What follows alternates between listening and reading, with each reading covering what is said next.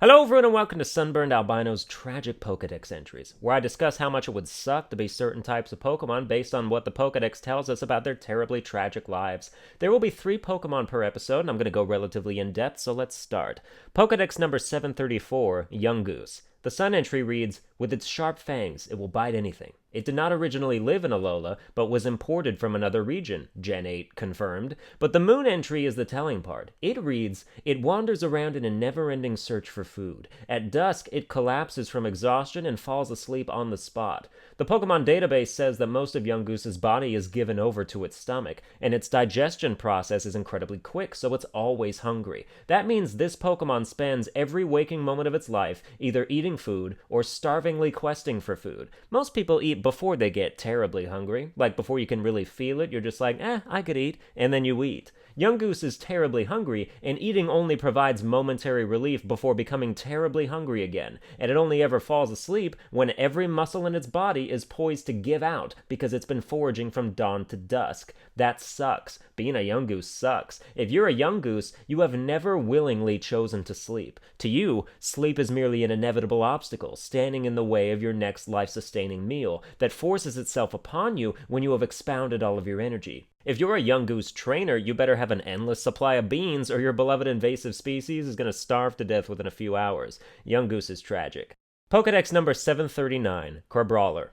Brawler is a try-hard Pokemon with obsessive-compulsive traits and a self-destructive personality. Its Sun entry reads, "While guarding its weak points with its pincers, it looks for an opening and unleashes punches. When it loses, it foams at the mouth and faints." Its Moon entry is just as wacky, but we'll get to that. Brawler is basically an agent of an extremely ruthless organization. When it loses, it foams at the mouth and faints, as if it just cracked open a cyanide pill with its teeth, like, "You're not getting any information out of me." Does Brawler have rabies that only activates when it loses? Its Moon entry reads, "It punches so much, its pincers often come off from overuse, but they grow back quickly. What little meat they contain is rich and delicious." This thing punches its own fists off. Not rarely, but often.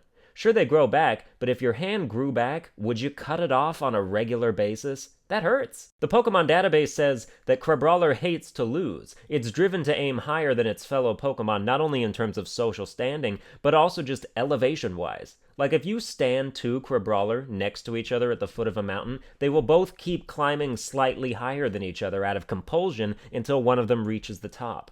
This is probably an extension of their desire to be winners, like how with winning podiums, first place stands on top, then second place is a little lower, then third is lower still. They want to have that feeling of being above the competition in everyday life, and they're driven to never feel lower than their fellow Pokemon.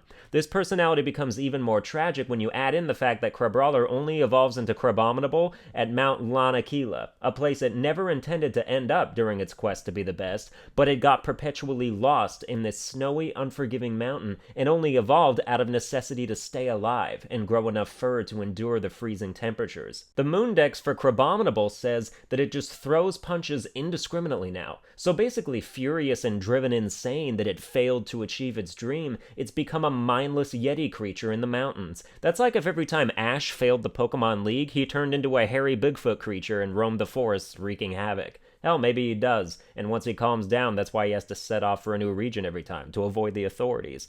Brawler and its evolution are tragic. Pokedex number 761, Bounsweet. Bounsweet is an adorable, carefree little Pokemon that's always skipping around releasing delectable aromas everywhere. So what's tragic about that? Well, its Sundex entry reads, "A delectable aroma pours from its body. They are often swallowed whole by toucanon, lured by that wafting deliciousness." Can you imagine living your entire life from birth to death, essentially giving off an eat-me smell to any predatorial Pokemon out there? I sure wouldn't be skipping around if I knew I was my own tracking device for giant hungry birds. To top that off, the Pokemon database says that Bounsweet flees danger by skipping along the ground. Since it doesn't look like it's in distress when this is happening, other Pokemon don't come to its aid. Say you were running from a murderer down the street, and you were traveling through crowds of bystanders, tons of people who could intervene, but none of them did because you have this permanently happy smile on your face, so it looks like you're just playing tag or something. Also, oops, that's right, you're not even running, you're skipping down the street like a little girl with pigtails trying not to become a trophy, and then because of that, you are eventually caught and killed. That's awful. And that's basically what happens to adorable little Bounsweet on the reg. Bounsweet is tragic.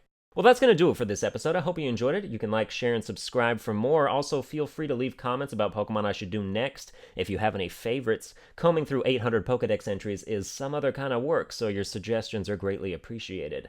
I'll see you guys next time.